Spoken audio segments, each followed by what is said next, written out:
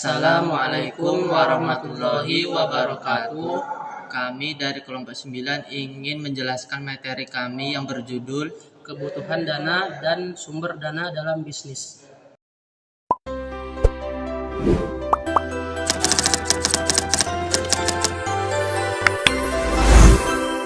Dalam menjalankan suatu bisnis, dana merupakan elemen yang sangat penting dan tidak dapat dipisahkan dari seluruh aktivitas perusahaan.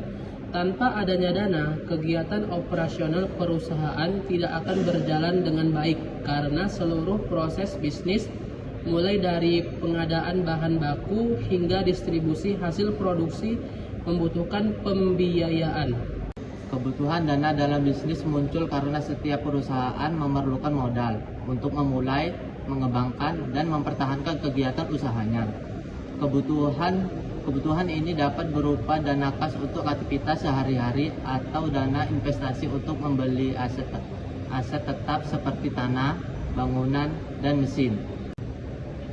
Perusahaan yang mampu mengelola kebutuhan dan sumber dananya secara tepat akan memiliki kinerja keuangan yang stabil.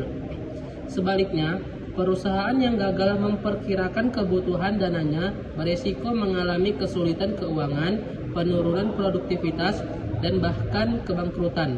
Oleh karena itu, analisis terhadap kebutuhan dana bukan hanya berfungsi sebagai dasar perencanaan keuangan, tetapi juga sebagai alat pengendalian untuk menjaga keseimbangan antara pemasukan dan pengeluaran.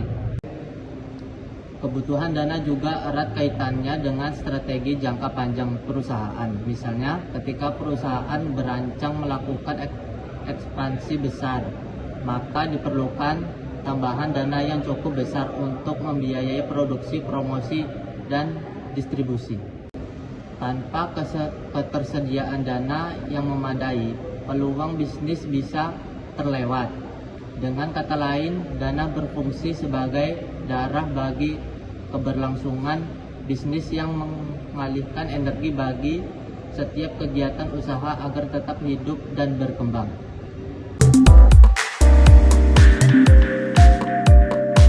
Jenis-jenis kebutuhan dana dalam bisnis.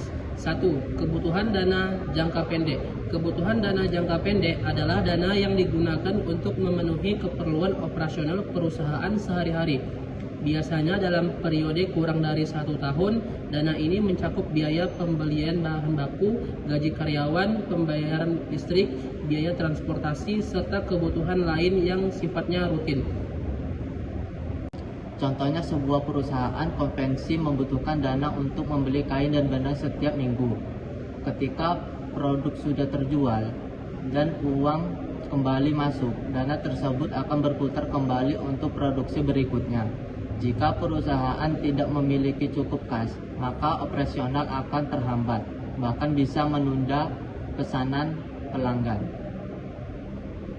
2. Kebutuhan dana jangka panjang. Kebutuhan dana jangka panjang digunakan untuk kegiatan investasi yang manfaatnya lebih dari 1 tahun, seperti pembelian mesin, kendaraan operasional, pembangunan gedung, atau pengembangan pabrik baru.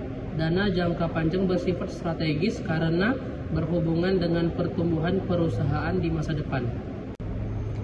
Oleh sebab itu, manajemen keuangan perlu memperhitungkan rasio utang terhadap modal agar perusahaan tidak terbebani bunga dan tetap mampu memenuhi kewajiban jangka panjangnya.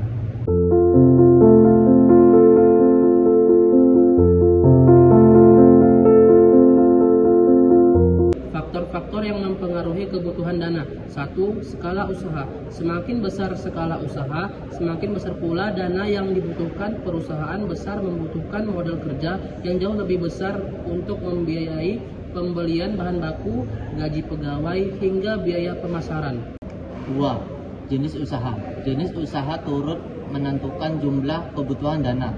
Bisnis manufaktur cenderung membutuhkan dana lebih besar karena memerlukan bahan baku, mesin, dan gudang penyimpanan. Sebaliknya, bisnis jasa lebih sedikit membutuhkan investasi fisik sehingga membutuhkan dananya relatif kecil.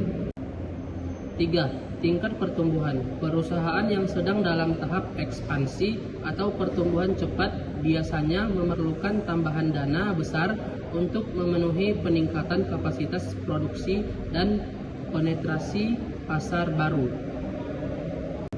4. Kebijakan perusahaan. Setiap perusahaan memiliki kebijakan keuangan yang berbeda.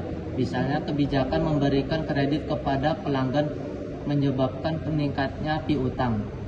Sehingga perusahaan harus menyediakan dana lebih besar untuk menutupi sementara kekurangan kas. 5. Kondisi ekonomi makro. Inflasi, suku bunga, dan nilai tukar mata uang juga memengaruhi kebutuhan dana perusahaan. Saat inflasi meningkat, biaya bahan baku dan operasional ikut naik sehingga dana yang dibutuhkan pun bertambah. Sumber dana dalam bisnis. 1. Sumber dana internal. Sumber dana internal berasal dari dalam perusahaan sendiri. Bentuknya yang paling umum yaitu modal pemilik, yaitu dana yang berasal dari pemilik usaha ataupun pemegang saham. Biasanya digunakan pada tahap awal berdirinya bisnis. Laba ditahan, yaitu keuntungan perusahaan yang tidak dibagikan sebagai dividen, melainkan digunakan kembali untuk kegiatan operasional atau ekspansi usaha. Penjualan aset tidak produktif, yaitu menjual aset yang tidak digunakan agar dana dapat dialihkan ke kegiatan yang lebih menguntungkan. Kelebihan sumber dana internal adalah tidak menimbulkan kewajiban pembayaran bunga dan menjaga kemandirian perusahaan. Namun dana internal seringkali terbatas dan tidak selalu cukup untuk membiayai proyek besar. 2. Sumber dana eksternal. Jika dana internal tidak mencukupi, perusahaan dapat mencari dana dari pihak luar. Beberapa sumber eksternal meliputi pinjaman bank, baik jangka pendek maupun jangka panjang, tergantung pada kebutuhan pembiayaan.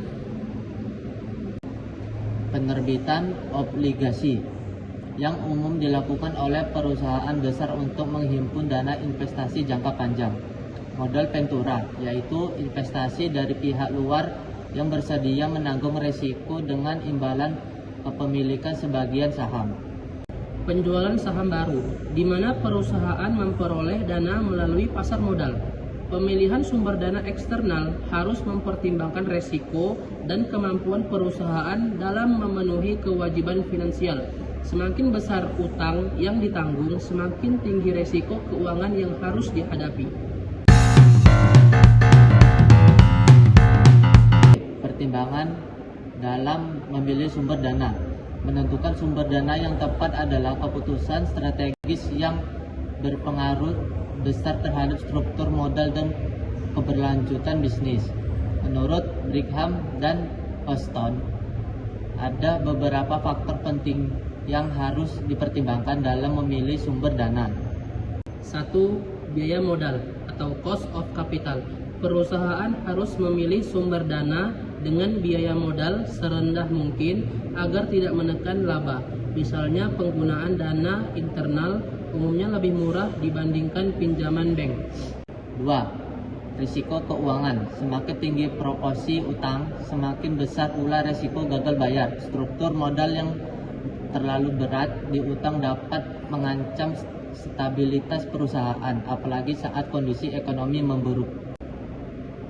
3. Kontrol dan kepemilikan. Pendanaan melalui penerbitan saham baru bisa mengurangi konflik pemilik lama terhadap perusahaan. Oleh karena itu, perusahaan harus menimbang antara kebutuhan dana dengan keinginan mempertahankan kendali. 4. Fleksibilitas keuangan.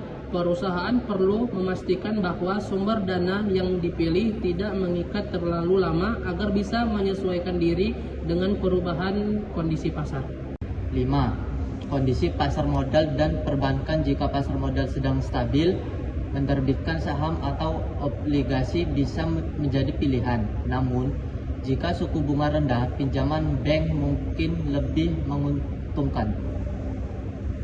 Dengan mempertimbangkan semua faktor tersebut, manajemen keuangan dapat menentukan kombinasi sumber dana yang optimal. sehingga biaya modal rendah, resiko terkendali, dan pertumbuhan perusahaan tetap berkelanjutan. Demikian presentasi kami. Kalau ada kesalahan mohon dimaafkan.